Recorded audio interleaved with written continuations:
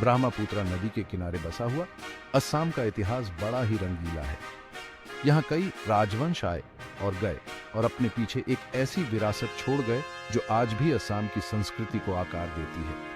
हिमालय के पहाड़ों से लेकर ब्रह्मपुत्र के किनारे तक ये राज्य उठे, फले फूले और फिर इतिहास के पन्नों में कहीं खो गए। उनकी कहानियां हैं महत्वाकांक्षा, संघर्ष, सांस्कृतिक आदान प्रदान और अदम्य साहस की। आज हम असम के इतिहास के पन्नों को पलटेंगे और जानेंगे कि कैसे कोच, बारो भूयांस, कछारी, अहोम और चुटिया जैसे शक्तिशाली राजवंशों ने इस धरती पर राज किया। हर राजवंश ने इस क्षेत्र के राजनीतिक परिदृश्य को आकार देने में महत्वपूर्ण भूमिका निभाई। उनकी कहानियां सिर्फ राजाओं और उनके युद्धों तक सीमित नहीं है, बल्कि उन लोगों के जीवन और परंपराओं का भी प्रतिबिंब है जिन पर उन्होंने शासन किया। इस सफर में हम इन राज्यों के प्रशासन, उनकी संस्कृति और दूसरे राज्यों के साथ उनके संबंधों के बारे में जानेंगे।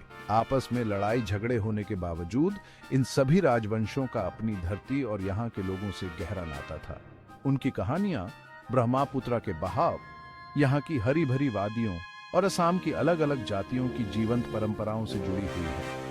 उनके अतीत को समझकर ही हम अपने वर्तमान को बेहतर तरीके से समझ सकते हैं। इस सफर के जरिए हम इन राजवंशों के योगदान पर प्रकाश डालेंगे और यह जानेंगे कि उन्होंने असम की संस्कृति, समाज और राजनीति को कैसे प्रभावित किया।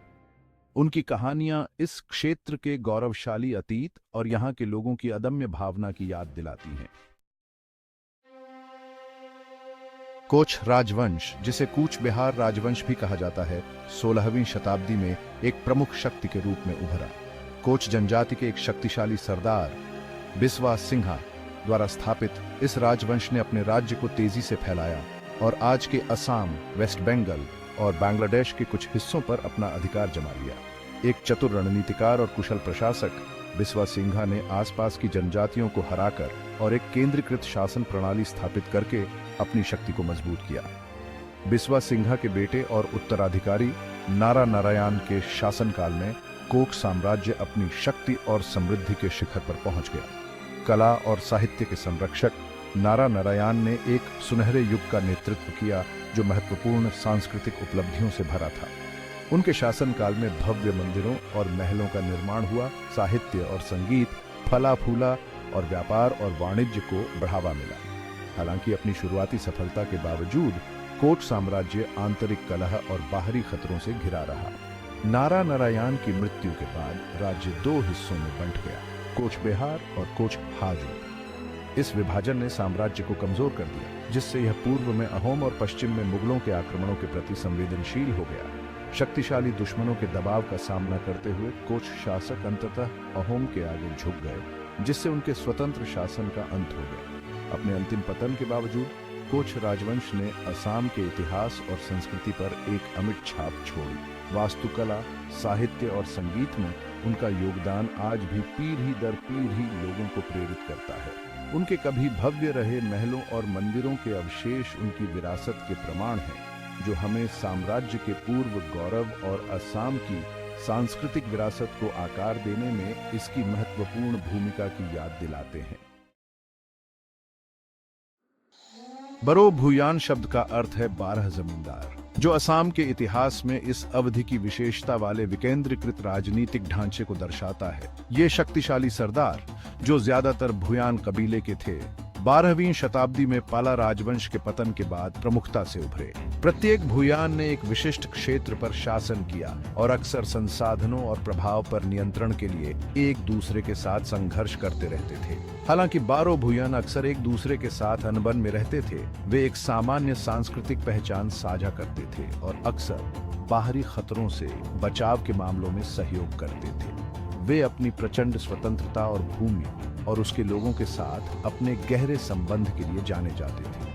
उनका शासन हालांकि लगातार संघर्षों से चिह्नित था, लेकिन इस दौरान देशी असामीज परंपराओं और रीति रिवाजों को जारी रखा गया। बरो भूयांस में सबसे प्रमुख चुटिया कबीला था, जिसने पूर्वी असम में एक शक्तिशाली राज्य स्थापित किया।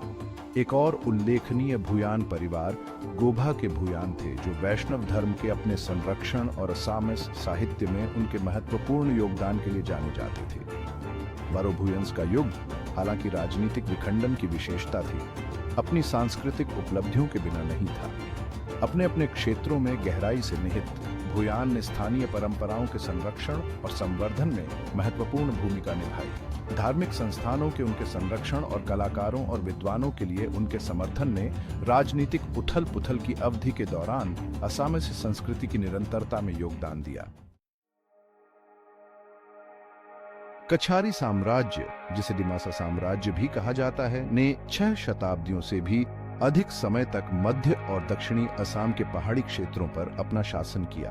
राज्य की उत्पत्ति का पता 13वीं शताब्दी में लगाया जा सकता है, जिसका केंद्र वर्तमान डिमा हासाओ जिले में स्थित था। कछारी अपनी विशिष्ट भाषा और संस्कृति के लिए जाने जाते हैं, ने एक शक्तिशाली साम्राज्य की स्थापना की, जिसने इस क्षेत्र के इतिहास को आकार देने में महत्वपूर्ण भूमिका निभाई। कछारी साम्राज्य खोराफा और निर्भय नारायण जैसे राजाओं के शासनकाल में अपने चरम पर पहुंचा। उनके शासनकाल के दौरान राज्य ने अपने क्षेत्र का विस्तार किया, पड़ोसी जनजातियों पर अपना प्रभाव जमाया और अन्य राज्यों के साथ व्यापार और सांस्कृतिक आदान प्रदान में लगे रहे। कछारी कुशल निर्माता थे, जिन्होंने प्रभावशाली किलों, मंदिरों और महलों का निर्माण किया, जिनके अवशेष आज भी डिमा हसाओ और कार्बी एंग्लोंग जिलों में पाए जा सकते हैं। कछारी साम्राज्य का सांस्कृतिक योगदान भी उतना ही महत्वपूर्ण था। उन्होंने लेखन की एक अनूठी प्रणाली विकसित की, लोक संगीत और नृत्य की एक समृद्ध परंपरा को संरक्षण दिया और धातु शिल्प की कला में उत्कृष्ट प्रदर्शन किया। उनकी सांस्कृतिक विरासत आज भी डिमासा लोगों की परंपराओं और प्रथाओं में जीवित है, जो गर्व के साथ अपने पूर्वजों की विरासत को संजोए हुए हैं। कछारी साम्राज्य अपने लंबे और शानदार इतिहास के बावजूद 18वीं शताब्दी में अंततः अहोम साम्राज्य की बरहती शक्ति के आगे झुक गया। हालांकि उनकी अनूठी संस्कृति और इस क्षेत्र के इतिहास में उनके योगदान को आज भी याद किया जाता है और मनाया जाता है।